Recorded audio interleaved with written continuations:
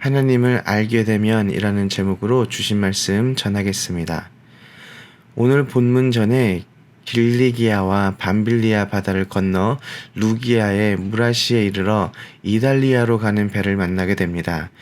이제까지 조그마한 배로 항해가 가능하였지만 이제 지중해를 가로질러 가야 하기 때문에 작은 배에서 큰 배로 옮겨 타게 됩니다. 사도 바울이 타게 되는 배는 무역선인데 당시 로마는 전쟁으로 배를 많이 소모하다 보니 배가 모자랐습니다. 그래서 종종 로마 당국과 속국의 무역선 사이에 협정을 맺어 무역선을 사용하기도 하였습니다. 따라서 그 배에는 백부장과 호송을 맡은 군인, 임무를 마치고 로마로 돌아가는 군인, 상인, 여행객, 선장과 선주들이 타고 있었습니다. 13절을 보니 남풍이 순하게 불매 그들이 뜻을 이룬 줄 알고 라고 기록되었습니다. 지난 토요일 말씀에서 알 수 있듯 사도 바울은 배를 타고 이동하는 것에 반대했습니다. 하지만 백부장이 선장과 선주의 말을 듣고 배를 타고 이동하기로 결정했습니다. 그래서 배를 탔더니 남풍이 순하게 불어오게 되는 겁니다. 항해가 아주 순조롭게 진행되는 것이죠. 얼마나 기분이 좋았을까요? 그리고 배를 타면 안 된다고 말했던 사도 바울을 무안하게 하기도 했을 것 같습니다. 죄수의 말을 들었다가 쓸데없이 시간 낭비할 뻔했네. 이런 반응이었을 것 같습니다. 그런데 그런 즐거운 항해도 유리굴로라는 광풍으로 곧 멈춰지게 됩니다. 유리굴로는 바람의 이름이 아니라 바람의 방향입니다. 북에서 부는 바람과 동에서 부는 바람이 합쳐진 북동풍이 사도 바울이 타고 있는 배를 덮쳤습니다. 이때부터는 상황이 뒤집어집니다. 15절을 보니 배가 밀려 바람을 맞추어 갈 수 없어 가는 대로 두고 쫓겨가다가 라고 기록되어 있는데 배가 바람을 맞서 가지 못하게 되고 그냥 가는 대로 둘 수밖에 없는 상황이 되었습니다. 이미 배가 통제가 되지 않는 것입니다. 배에 타고 있던 선장이며 선원들은 항해를 업으로 살고 있던 사람들이니 얼마나 배를 항해하는 것에 노련한 사람들이었겠습니까? 하지만 유리굴라라는 북동풍에 그들도 어찌할 줄을 모릅니다. 그나마 간신히 다시 말해 큰 배에 달려있는 조그만 배인 거룻배를 단단하게 고정하고 스르디스라는 모래톱을 피하여 가는 것이 그들이 할 수 있는 일이지만 여전히 배는 표류해 갑니다.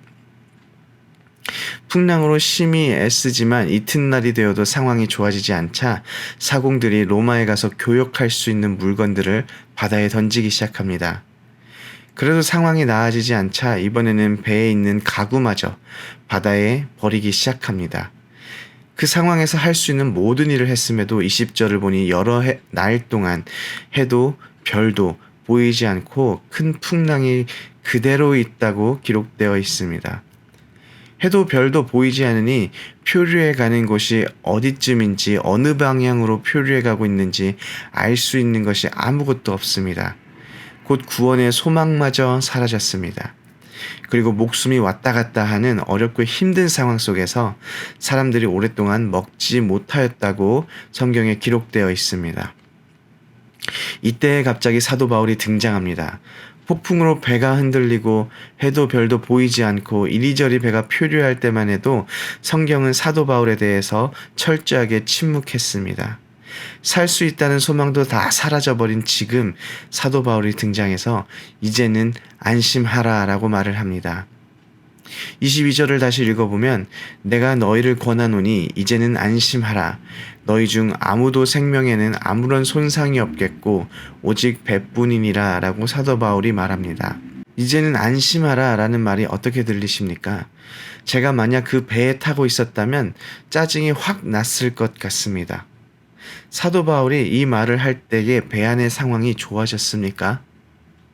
여전히 해도 별도 보이지가 않습니다. 여전히 풍랑으로 인해 배가 크게 움직이고 있습니다. 배는 여전히 이리저리 목적지도 없이 표류하고 있습니다. 음식을 먹지 못한 지 꽤 지났습니다. 이번에는 입장을 바꿔서 사도 바울도 여전히 배는 유리굴라라 불리는 북동풍에 의하여서 많은 사람들이 살 수 있다라는 소망을 잃었다는 사실을 알고 있습니다. 그때 여러분들이 사도 바울이라면 이제 안심하라 라는 말을 하실 수 있으시겠습니까? 코로나로 아니면 여러 다른 이유로 사업이 잘 풀리지가 않습니다. 계속 나를 힘들게 하고 있는 신분 문제가 여전히 풀릴 기미가 보이지 않습니다.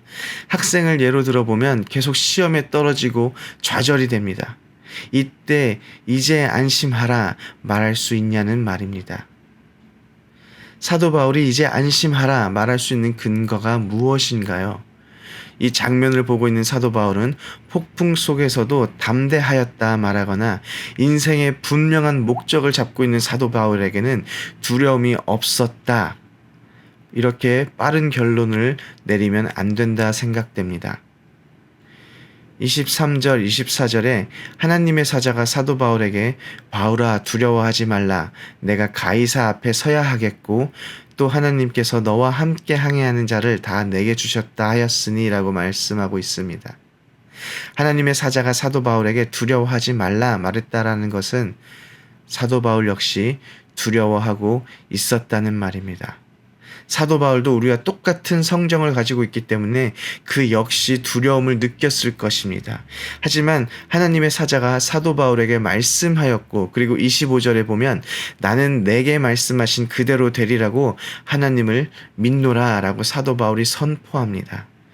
저는 이 장면에서 성도의 삶을 보게 됩니다. 믿는 우리에게 정말 필요한 것이 무엇인지 보게 됩니다. 하나님께서 원하시는 것은 우리가 신앙생활을 하면서 얼마나 열심히 했는지가 아닙니다. 우리가 얼마나 열심히 교회를 섬겼는지가 아닙니다. 그리고 우리가 무슨 실적을 올렸는지가 아닙니다. 신앙생활 열심히 할 필요 없다, 교회를 섬길 필요 없다라고 말하는 것이 아닙니다. 열심히 하셔야 합니다. 열심히 교회를 섬겨야 합니다. 하지만 하나님께서 정말로 원하는 신앙생활은 우리가 하나님을 알아가는 것입니다. 내가 얼마나 열심히 했는가, 내가 무엇을 이루었는가, 이런 것들이 신앙생활의 기초가 된다면 곧 좌절하고 무너질 수밖에 없습니다. 호세아 6장 6절을 보면 하나님께서는 나는 인애를 원하고 제사를 원하지 아니하며 번제보다 하나님을 아는 것을 원하노라 라고 말씀하십니다. 사도 바울의 내게 말씀하신 그대로 되리라는 하나님을 믿노라 라는 말은 말씀하시는 그대로 이루시는 하나님을 모른다면, 말씀하신 그대로 이루시는 하나님을 경험해 보지 않았다면 할 수 없는 말입니다. 사도 바울이 여전히 표류하고 있는 역경 속에서 무모해 보이는 선언을 담대하게 외칠 수 있는 것은 그가 하나님이 어떤 분인지 알았기 때문입니다. 우리는 하나님의 풍성하신 은혜와 우리를 향해 끊어지지 않는 하나님의 사랑을 얼마나 알고 있습니까? 우리가 하나님을 더 많이 알아갈수록 우리의 삶 속에 찾아오게 되는 고난과 불행, 좌절과 시련 앞에서 이제는 안심하라 선포하며 당당히 맞서게 될 것입니다. 우리는 연약하고 늘 넘어지지만 그럼에도 하나님은 우리를 포기하지 않고 십자가에 죽기까지 사랑하셨습니다. 이 하나님을 아는 지식 위에 굳건히 서 있는 오렌지 한인교회 성도님들이 되시기를 주님의 이름으로 축복합니다. 아멘.